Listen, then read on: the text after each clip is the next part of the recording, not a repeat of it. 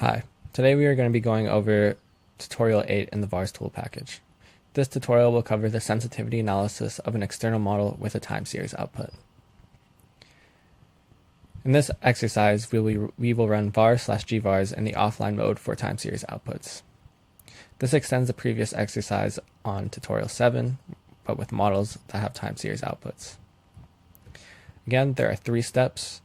So first, we run parts of VARS/G-VARS to generate all sample points based on given distributional properties of interest and print them in a .csv file. 2, independent of VARS-TOOL, read all those inputs set from the .csv file, execute the external model for each row to obtain the respective time series output, and create a new .csv file for the model outputs. Step 3, read in the .csv file with the model outputs and run the rest of VARS/G-VARS to generate all the sensitivity indices. An example research question that can make this example seem more realistic is we consider that the model you have to deal with is external to the Python environment. For example, it is an executable file or written in a different language. So first, we need to import the libraries including TS-VARS and TS-G-VARS for time-varying sensitivity analysis with VARS and G-VARS.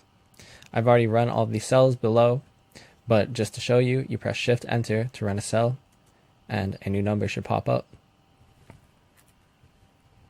Now we can set up the 2 offline experiments, one with TS-VARS and the other with TS-G-VARS. The example experiments below are with the HBV Sask model, assuming that it runs externally.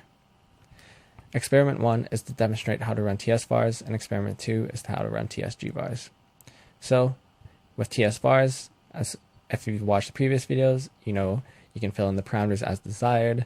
And again, the parameters is a dictionary where the keys are the variable names and the values are the lower and upper bounds of the variables. For experiment 2 of TS-G-VARS, it is similar, except the parameters now have distribution parameters and distribution types, and we need to include the correlation matrix, as well as the number of directional samples. Now, to run the initial parts of TS-VARS/TS-G-VARS to generate all the sample points.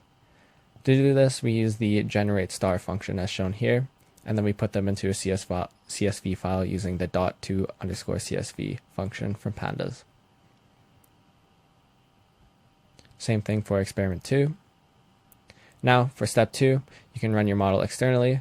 In this step, you may leave the notebook, run your model externally for all the inputs set printed in the above .csv file, and then create a new .csv file containing only the time series outputs. In this file, the time series output of each model run should be added row-wise, next to the respective start point. You may refer to the example files given with the exercise. Here, we can take a look at them. Here, we can look at the Excel file that you would expect to see.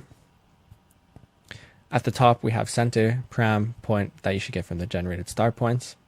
And then at each time step, here are the model outputs at each time step for each point. So your CSV file should look something like this.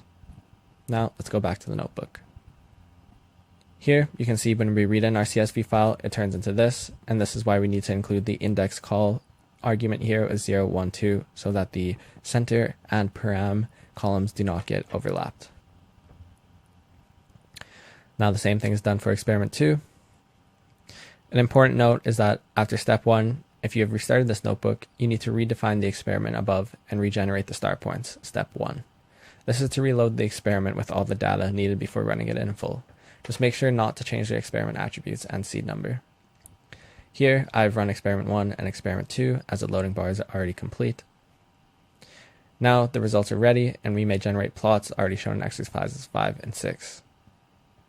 If you would like a discussion on these plots, I recommend that you watch the videos that have been made previously. That is it for tutorial 8. Thanks for watching.